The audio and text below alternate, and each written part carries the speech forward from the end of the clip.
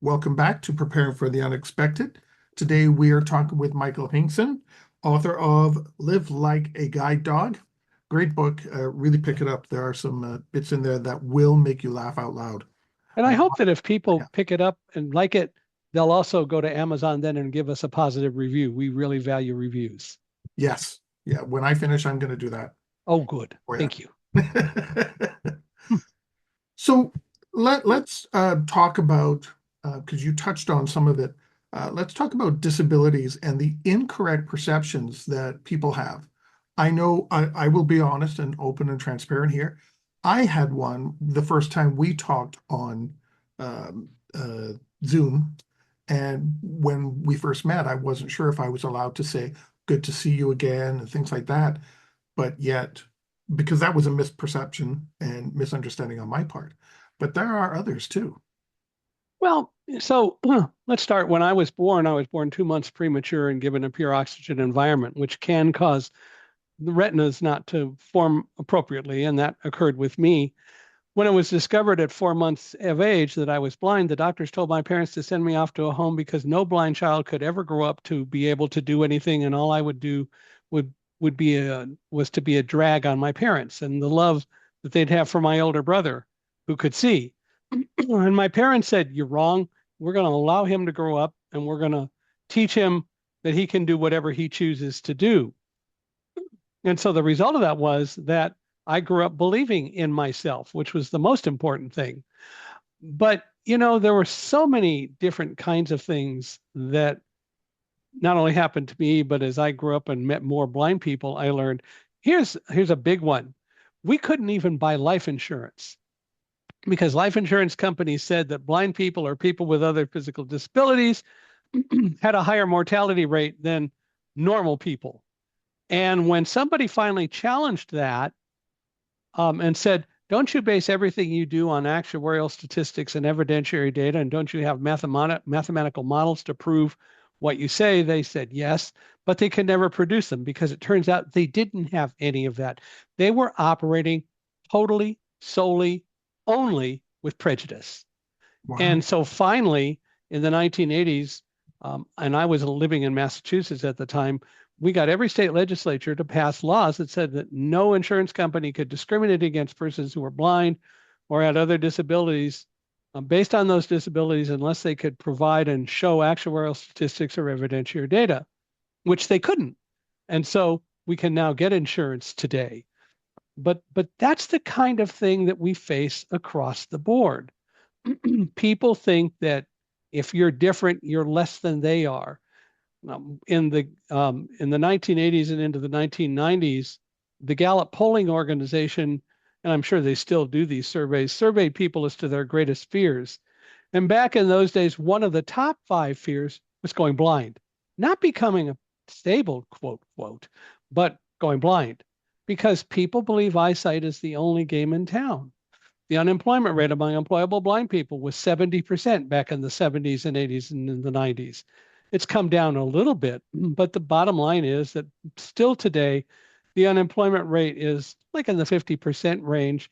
And it's not that blind people can't work, it's that people who aren't blind think that blind people can't work.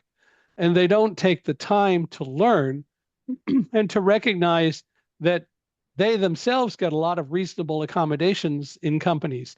So, I mean, look at the average sighted person. They go into a company, they can be in an office with windows so they can look out, or they can be walking down a hall where there are windows so they can look out. They can go into a lunchroom and there's a touchscreen coffee machine so they can get hot chocolate, coffee, tea, or whatever. There are lights all over just so that people can see what they're doing. Companies provide them with computer monitors, and no one thinks anything about that. But if I go in and say I need a screen reader, a piece of software to be able to verbalize whatever comes across the screen, they'll tell me, oh, that's not in our budget. Monitors are, but screen readers aren't. That's ridiculous. Of Mhm. course they are. You treat it as a monitor. But the bottom line is that people think that if you have a so-called disability, as opposed to what we defined earlier, you're less than they are. And that is so unfortunate. At one point, I had been working for a company that was purchased by Xerox, and Xerox laid off all of us salespeople. We were good at our jobs, but they didn't want us. They just wanted the technology. And I couldn't find a job. I even had an executive recruiter cancel an interview that he had scheduled because he liked my resume. But when he discovered I was blind, he canceled the interview. So I started my own company selling PC-based computer-aided design or CAD systems to architects and so on. Now, could I work the CAD system? No, it's graphic. Did I know how to work the CAD system? Yep. So I could sit someone down in front of it and talk with them about how to use it. Although we also had people we hired to do most of that, but I could still talk the talk and walk the walk because I knew I needed to learn that stuff in order to be able to be articulate and intelligent and help many architects understand the value of using CAD systems over at that time what they usually did, which was just simply drawing on paper with a drafting table, and talked about the value of using CAD systems. And the people who got that saw how they could make much more money and not lose any money with any clients that they were working with. So the bottom line is that we all, again, have gifts. And what we need to do is not sell anyone short just because their gifts are different than ours. Mhm. That's an interesting way to put it. You know, we all have our own different gifts. Well, disability is a characteristic everyone has. It's just that it manifests itself differently for different people. Mhm. What about any misperceptions about guide dogs? People usually think that the guide dog leads the blind person. Reporters, when they do interviews with me, they'll go back and they'll say, and the guide dog led him out of the World Trade Center. I have learned to tell people in no uncertain terms, do not ever in my presence or about me ever say that my guide dog led me. My guide dog does not lead. The dog doesn't know where I want to go or how to get there. And I don't want the dog to know that. The dog's job is to guide, that is to make sure we walk safe. Guide dogs guide. So the dog's the pilot, I'm the navigator, and we both have to work together as a team for us to be successful in order to walk around. People um, ask me, well, I mean, how did you train your dog to be able to get you out of the World Trade Center on September 11th? And they just don't get it. And they assume it was all about the dog. Well, it wasn't.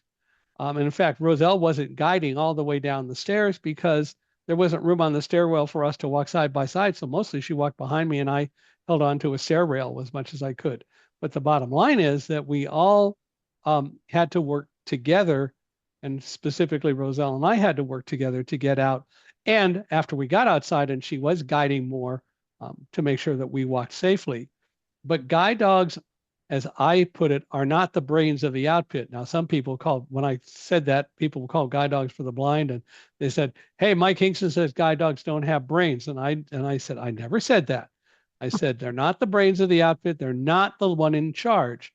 And any animal trainer with any expertise, like Cesar Milano, if you watch him and all the things he does with dogs and so on, they'll tell you that the dogs are always looking to trust. They want someone to tell them what the rules are. They want to know what they're expected to do. And when you do that in a positive way and the dog does it, and you reward them with praise and sometimes a kibble or whatever for doing good jobs, they love that. But they're looking to us to tell them what we want them to do. And we, if we're going to have them in our lives, need to make sure we communicate what we expect from them in a very positive, constructive way. But it still is true. We're the team leaders, not the dogs. Yeah, dogs do a lot of trusting, and you talk about is it Linny? Every time she met somebody, she rolled over for a belly Oh rub. yeah, Linny, if you looked at her, she would roll over on her back. We went to an Admirals Club in Los Angeles once, and we walked in, and I heard this gravelly voice at the counter, and the guy was going, I got to get this done here. We got to get out of this. We've got to get to our next aircraft. You got to get this fixed for me. Can you get the ticket fixed? And I knew the voice. I was going, I know that guy. It's Columbo, Peter Falk. And it was. So and I knew he didn't like people to ask him for his autograph, and I don't like to ask for autographs anyway, because what am I going to do with them? So I got up to the counter and I was standing next to him, and the person said, "Okay, I'll go take care of this." And she went off, and I just turned to him and I said, "Don't you hate paperwork?" And he goes, "Yeah, but they got to do what they got to do. What's your dog's name?" I said, "Linny." flip over on her back. She does. He goes down on the floor, and for almost 5 minutes, he's down there talking to her. And finally, he goes, Lenny, I can't stay down here and scratch you all night. And I said, sure, you can. Just ask her. Well, let's talk a little bit more about the book. Live Like a Guide Dog, True Stories from a Blind Man and His Dogs about being brave, overcoming adversity, and moving forward in faith. There's a lot of things you've learned from your guide dogs. At the beginning of the pandemic, I realized that I had talked for at that time, 19 years about getting out of the World Trade Center and being calm. And I won't say not being afraid because that wasn't true, but I, as I said earlier, was controlling fear. What I realized was I've not taught anyone else to do that. So I was looking for ways to make that happen. And finally, it was suggested, and I hit on the idea of writing a book. So I reached out to Susie Flory, who worked with me on Thunderdog, but she was in the middle of getting into a PhD program. So she introduced me to Carrie Wyatt Kent. And I like to collaborate. I think there's value in collaborating. I know there are a lot of writers who write on their own, and editors may interact with them and so on, but they write on their own. I like to collaborate. So the two of us worked together, Carrie Wyatt Kenton and I, and we wrote Live Like a Guide Dog. And the idea was to teach people ultimately that you don't need to live your life in fear and let it overwhelm you, or as I put it, blind you. You can control fear and use it as a very powerful tool in your life.